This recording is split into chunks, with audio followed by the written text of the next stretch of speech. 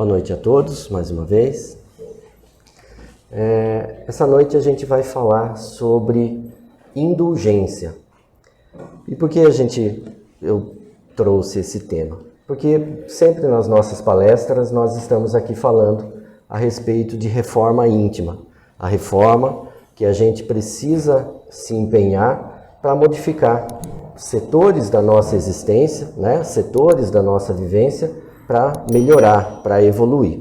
E a indulgência, nos tornarmos mais indulgentes, faz parte desse processo. No Livro dos Espíritos, na questão 886, Allan Kardec fez a pergunta à espiritualidade e perguntou o seguinte: qual o verdadeiro sentido da palavra caridade como Jesus entendia? E os espíritos responderam: benevolência para com todos, indulgência para com as imperfeições alheias e perdão das ofensas. É o que no meio espírita o pessoal chama de BIP. São as 3 palavrinhas mágicas que a gente precisa desenvolver no nosso coração: a benevolência, o perdão e a indulgência, que hoje nós vamos tentar falar um pouquinho. Quando a gente vê Jesus trazendo como mensagem tão conhecidas, a ideia do por que se preocupas com a poeira no olho do irmão e não repara na trave que está no seu olho, ou então quando ele fala que atire a primeira pedra aquele que não tem pecado, ele está se referindo a um aspecto da indulgência. Ele está tocando nesse ponto dentro do nosso coração para que a gente consiga ver que a gente precisa respeitar, amar, entender as falhas do outro, assim como a gente precisa que entendam e que respeitem as nossas falhas, respeitem a caminhada que a gente está construindo na nossa evolução. Então, o capítulo 10 do Evangelho segundo o Espiritismo, no item 13, ele traz um conceito que ajuda bastante a entender a ideia do que seja a indulgência. Então, ele diz assim, que a indulgência é um dever para todos nós, pois não há quem não precise dela. Não devemos julgar com mais severidade os outros do que julgamos a nós mesmos, e nem condenar nos outros aquilo que em nós a gente dá a absolvição. Então, se a gente observa no outro uma falha, mas olhando para a nossa consciência, a gente se percebe cometendo as mesmas falhas, não é correto que a gente aponte com mais rigor o dedo ao outro e esqueça e seja complacente com a sua falha. Quando a gente fala, nós acabamos de fazer a oração do Pai Nosso, e a gente tem lá o trecho onde a gente fala, perdoai as nossas ofensas, assim como nós perdoamos a quem nos tem ofendido. É interessante que a gente analise também esse trecho, que às vezes a gente acaba falando maquinalmente, de uma maneira repetitiva e não percebe a importância das palavras, mas aí também está uma amostra de indulgência. Porque quando a gente fala com Deus e pede a Ele que perdoe as nossas ofensas, a gente não quer simplesmente que Ele esqueça as ofensas, que Ele simplesmente passe uma borracha e pronto. Porque, olhando pelo aspecto que interessa a nós, que estamos aqui numa casa espírita, então os conceitos que a gente tem que trabalhar estão relacionados ao espiritismo, claro. Então, olhando com esse olhar do espiritismo, a gente quer que Deus nos perdoe, mas não para esquecer os nossos erros definitivamente, zerar a nossa HD toda vez. Mas a gente quer que seja perdoado para que receber de Deus o amor que vai nos dar uma nova oportunidade. Porque a nova oportunidade é que vai nos ensinar. Se a gente tropeçou e pediu o perdão, a gente pede a Deus uma nova oportunidade, para que a gente, nessa nova oportunidade, aprenda, arrume a bagunça que a gente fez e consiga avançar. Então, essa é a ideia. Quando a gente se defronta com alguém que nos ofende, ou alguém que comete uma falha visível aos nossos olhos, a ideia tem que ser a mesma. Porque não é assim que nós falamos na oração? me perdoa assim como eu perdoo. Então a ideia é a mesma. Não é simplesmente jogar um véu ou apagar o erro alheio, a falha alheia para com você.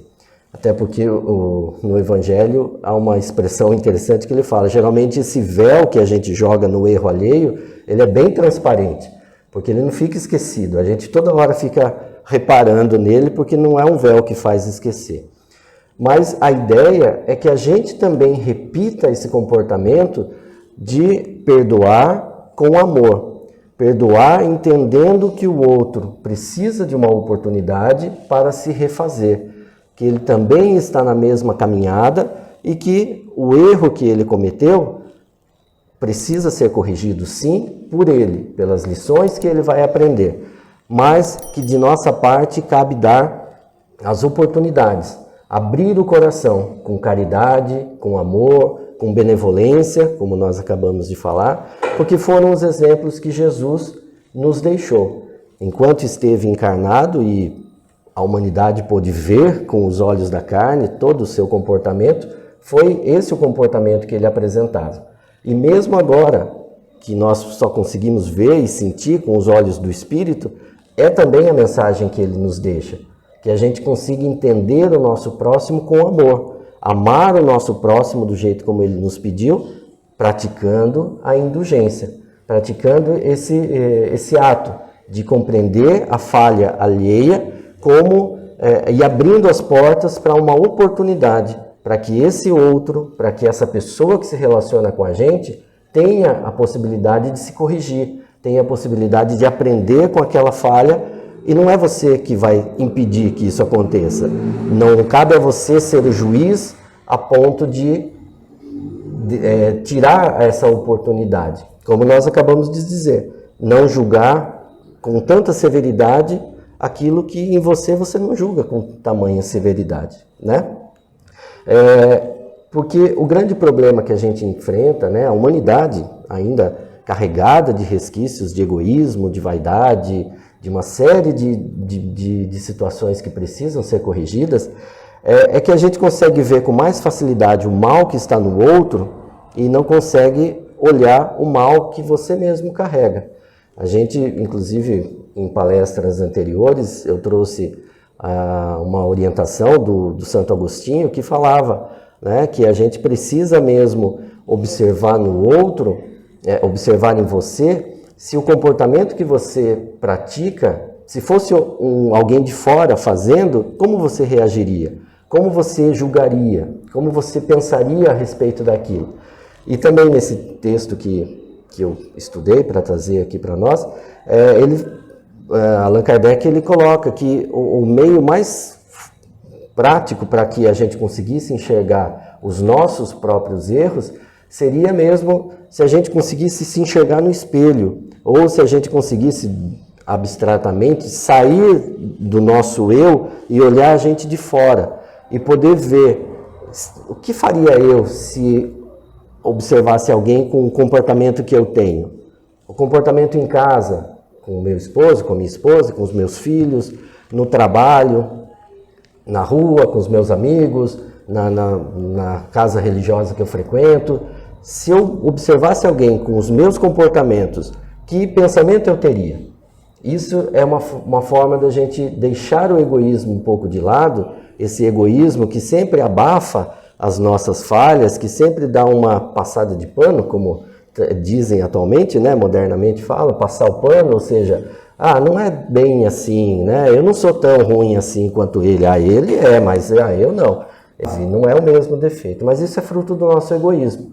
Então, fazer essa observação facilita para que a gente possa praticar a indulgência, praticar esse sentimento de caridade, que faz parte da caridade, de uma maneira mais franca, né?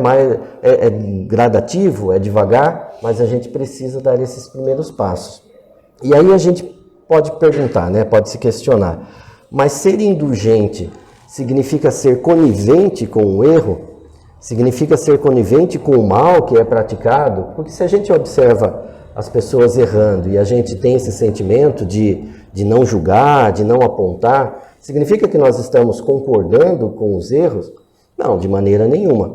Porque mesmo Jesus, a figura mais caridosa, amorosa, indulgente, que já habitou esse planeta, ele era rigoroso com as questões que ele observava equivocado. Ele era rigoroso nas observações, nos apontamentos que ele fazia quando ele identificava uma situação que não condizia com o bem que Deus pede de nós. Então, ser indulgente não é ser conivente com o erro.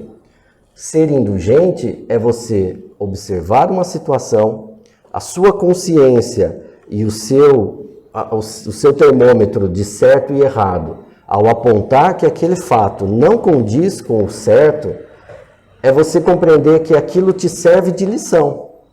É você observar que a pessoa errou, e aí entra a sua indulgência, de ter compaixão, de ter caridade, de não julgar, de ter a caridade de não apontar, de não fazer escândalo com aquele erro, não divulgar, não escarnecer a pessoa em público, não chamar a atenção em público. Isso é a indulgência.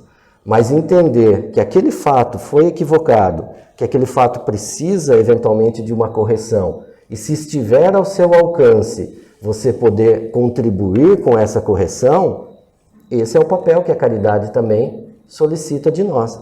Mas a indulgência entra de novo em ação. Se a pessoa te dá liberdade para isso, chame num canto, converse amorosamente, aconselhe de maneira que não a humilhe, porque às vezes um conselho mal colocado, com soberba, com um ar de sabedoria, piora ainda mais a situação. Mas a indulgência pede isso. Se a pessoa te dá liberdade, trabalhe, converse com ela, né? Aconselhe amorosamente. E aí entra uma outra questão que é importante que a gente observe nessa ideia do apontamento, do julgamento, que a autoridade que a gente apresenta para olhar, julgar, eventualmente apontar um erro, ela é proporcional à moral que a gente carrega. Porque de nada vale eu apontar um comportamento equivocado se eu, no meu íntimo, pratico aquele comportamento. É por isso que Jesus, o nosso modelo e guia, tinha toda a autoridade moral para dar as lições que deu, deixar as lições que deixou, e que até hoje não foram desmentidas, até o momento não foram apontadas em nenhuma vírgula como equivocadas. Porque a autoridade moral que ele carrega dá a ele essa possibilidade. Então, nós estamos muito longe de ter essa mesma autoridade moral. Mas se a gente começa a trabalhar em nós certos aspectos, observando os nossos comportamentos, identificando onde precisamos melhorar e trabalhamos nessa melhora. A partir daí, nós temos alguns pontos em que a gente pode sim apresentar a um companheiro algum ponto de vista que a gente entende correto. Porque está aí a nossa autoridade. A gente não pratica aquilo que a gente entende que não é o correto. Então a indulgência tem esse aspecto de não apontar se você pratica, como nós colocamos, né? Não condenar aquilo que nós praticamos e absolvemos dentro das nossas atitudes. Essa ideia que a gente coloca de indulgência, ela foi bem trazida também por um espírito que se colocou como espírito protetor, José, no texto número 16 do capítulo 10 também, do Evangelho segundo o Espiritismo, e ele chama a indulgência de um sentimento doce e fraternal, que todos nós devemos cultivar, que todos nós devemos adoçar os nossos corações com esse sentimento. E aí ele coloca: amigos, sede indulgentes, porquanto a indulgência atrai, acalma e ergue. Você ser indulgente com o seu companheiro, você ser amoroso, caridoso, você atrai, você acalma a relação, você ergue aquela relação, aquele companheiro que muitas vezes se sente culpado do erro. Ao passo, ele continua, que o rigor desanima, afasta e irrita.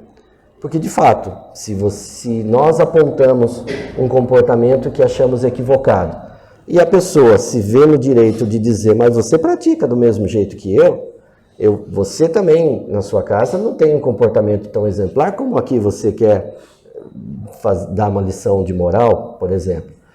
Quer dizer, já se cria um conflito que vai perturbar a relação.